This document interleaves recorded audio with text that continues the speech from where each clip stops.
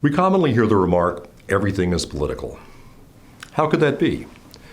It typically means that everything you care about can be looked at through a political lens. If you care about it, you don't want anybody to be able to take it away from you or to interfere with your use of it. This can be true of small things like collecting seashells and of big things like marrying who you want to marry. So that involves government and governmental institutions. Also, in some cases, it's important to you for other people to care about it too, and that they do something about it. This can apply to small things like litter on the streets and to big things like human rights violations. Again, that involves government and governmental institutions.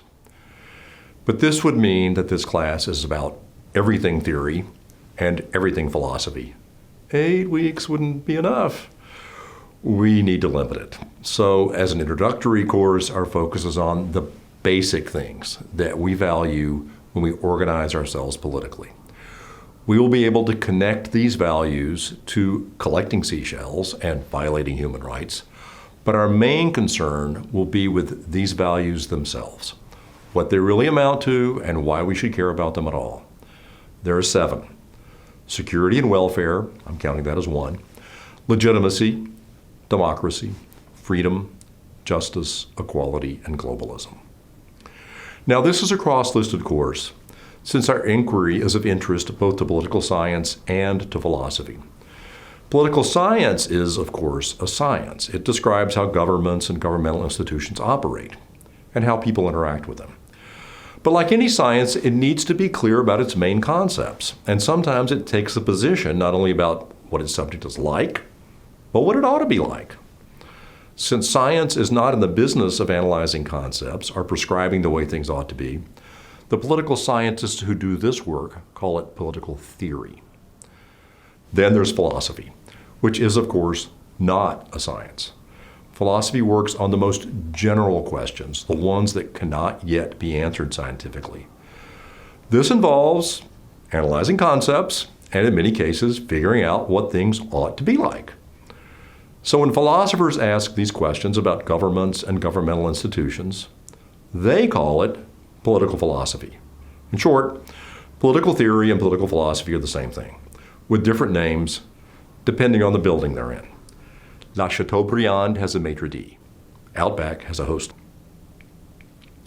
Our core question is, how shall we organize ourselves for the sake of our security and welfare? This requires that we identify what we mean by the concepts of security and welfare and determine how to organize the way we ought to organize for that purpose. So it requires that we engage in political philosophy or political theory. That is what it is. Here is something that it is not, usually. It is not moral philosophy. The core question of political philosophy is framed in terms of human organization. So the core answers will normally be about organizations. They will be about features of governments and governmental institutions. But the core moral or ethical question begins not with human organizations, but with human individuals. How shall I live my life as a member of humankind? So the core answers will normally be about individuals. But even though moral philosophy starts as an individual question, it can sometimes become more than that, for I might individually choose to live my life in a way that, say, improves the condition of oppressed people. And so I may feel morally compelled to initiate political change. So the line between moral and political philosophy can sometimes become blurry and elastic. Consider an example. Is systemic racism a moral problem? Well, of course it can be. As I think of myself as a member of humankind, as I think morally, I cannot be happy when other members of humankind are treated badly through no fault of their own. So I will, as an individual, feel their pain and will live in a way that I hope reduces it. Is it a political question? Of course it can be. If our government is here to provide for our security and welfare, and it must be, then governmental institutions must address the unjust treatment of citizens whose security and welfare are unfairly compromised. At the same time, there are many moral questions that we cannot reconstrue as political ones. Telling the truth, for example, is generally of great moral consequence. But except for specific formal instances, the government does not and really cannot concern itself with requiring my honesty. There are also many political questions that we cannot reconstrue as moral ones.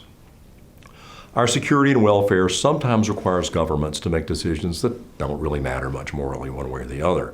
Consider, for example, which side of the road shall we drive on? How shall we zone downtown? What shall the voting age be? So political philosophy is political theory in a different building. And political philosophy is not moral philosophy, except insofar as everything is political. And that's the big idea for week one.